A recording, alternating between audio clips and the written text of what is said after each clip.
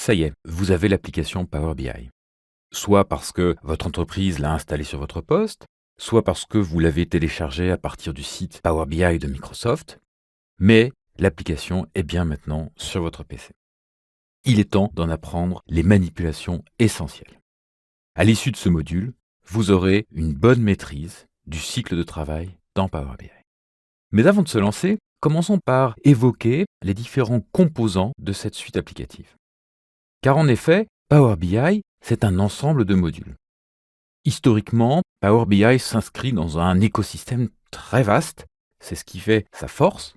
Cet écosystème inclut les bases de données Microsoft Azure, inclut Excel, par ailleurs, inclut SQL Server, inclut un tas de modules qui existaient dans différents outils de manière disparate et qui ont été rassemblés dans celui-ci.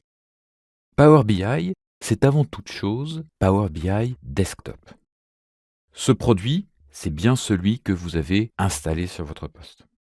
Power BI Desktop, que j'abrégerai par la suite Power BI tout court, c'est l'outil permettant de se connecter aux données, permettant de les mettre en forme, permettant de les visualiser sous forme de tableau ou sous forme de graphique, permettant encore de créer des calculs et permettant d'analyser l'information. En deux mots, Power BI, c'est l'outil qui permet de créer les rapports. Power BI Service, c'est la deuxième brique de cet outil.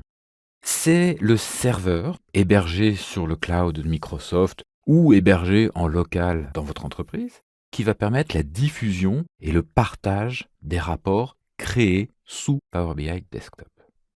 Power BI Server, Power BI Service permet de faire beaucoup d'autres choses. On ne va pas rentrer ensemble dans le détail du fonctionnement de ce module-là, qui est très vaste, qui permet beaucoup de manipulations, beaucoup de possibilités de partage de l'information. Car, en effet, ce module-là, à lui seul, mérite une session de formation. Power BI Desktop, Power BI Service, voici les deux principaux composants de cette suite applicative.